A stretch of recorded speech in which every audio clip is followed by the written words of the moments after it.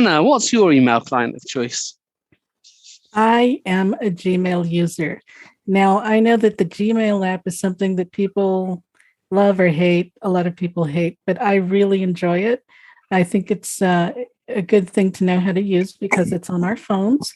So I'm going to give a quick tour of the app and how it works and get into one or two cool features. Gmail is the email app that comes pre-installed on your phone. It's for reading Gmail, of course, but it's also for reading other types of email like Exchange, Outlook, Yahoo, and AOL. Your Gmail account is set up in the Gmail app when you set up your device. Note that the Gmail app treats Google accounts a little differently from other accounts. So there may be differences in the inbox and in the settings for individual apps. When you open the app, you're on the Gmail main screen. Across the top are 4 controls: Search in App, Navigate Up, Compose, and Signed In As. Across the bottom are 2 tabs. On the left is Mail, and on the right is Meet. Meet, of course, is Google's answer to Zoom. Over most of the screen is a vertical list of all your messages. If you're reading Gmail or if you're Gmailifying your other email accounts, the top portion of the list of emails has 3 folders. Priority, which is where most of your email goes. Promotions, which is where coupons and mailings from politicians go. And social, which is where notifications from Facebook and LinkedIn go. Gmail tells you if you have new messages and may read the sender or subject line of the latest one. For example, you may hear something like promotions, 3 new messages, Fresno Bee. Before we get to the messages themselves, let's talk about the controls at the top of the page. Tapping Search in Mail brings up an edit box and opens the keyboard. You can type a sender's name, a subject line, or a keyword.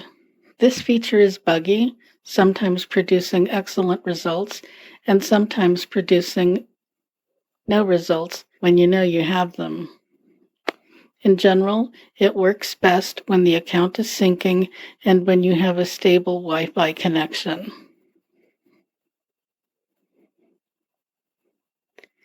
Open Navigation Drawer opens a list of labels, which is what Gmail calls folders. Near the top are all labels, primary, social, and promotions. Next are recent labels, the folders you visited lately. After that are all labels, which includes everything from sent mail to drafts to trash. And finally, there's a section called Apps. These are icons for launching the Calendar app, the Contacts app, and the Gmail app settings. The Calendar and Contacts icons are very handy, allowing you to add or check a calendar event or contact entry without having to go through the app drawer or recent apps screen. Settings opens a short list of settings for the Gmail app. The first item is General, which offers options that affect all email accounts. Next are the settings for your Gmail account. After that, settings for other email accounts. And finally, a button for adding a new account. Returning to the Gmail main screen, the Compose button is what you tap to start a new email. This is pretty straightforward. At the top is the sender, your email address. If you have more than one email account on this device, that becomes a drop-down so you can change the sender. Next is a To Edit field. You can type the first few letters of the contact's name or email address to bring up a list of suggestions. Tap the suggestion you want, then tap it again to bring up a pop-up where you can copy that email address into the To field or remove it. The CC or BCC button is to the right of the To Edit field. Below the To Edit field is the Subject Edit field, and below that is, of course, the body of the message. Tap each edit field to enter text, and when you're done, tap the Send button in the top right corner. If you're very professional and you like sending attachments, the Add Attachment button is to the left of Send. Again, returning to the main screen, the Signed In As button is in the top right corner. Tapping it brings up a short list of options. They include options for changing your profile picture, for changing your Google account, for switching to a different email inbox, and for adding another account. We are ready to work with the messages themselves. Now, before we go there, I suggest that you go into the settings for the Gmail app because there are settings that you're going to want to change. Things like adding signatures to your messages, setting up automatic responses when you're on vacation, and most importantly for us right now, setting up the Gmail app gestures. Settings for this are in Gmail, Settings, General, Swipe Actions. Options are Archive, Move, and Delete. Now let's get back to the Gmail main screen. To read a message, simply tap it. You can explore or swipe through the information. The subject line is on top. The sender is right below that. And then going down, a row of options. Along the left edge, show contact information. Moving to the right, the recipient. Then along the right edge, reply and more options. Going down is the message body. If the message is short, reply, reply all, and forward may be at the bottom of the screen. To read a conversation, do exactly the same thing.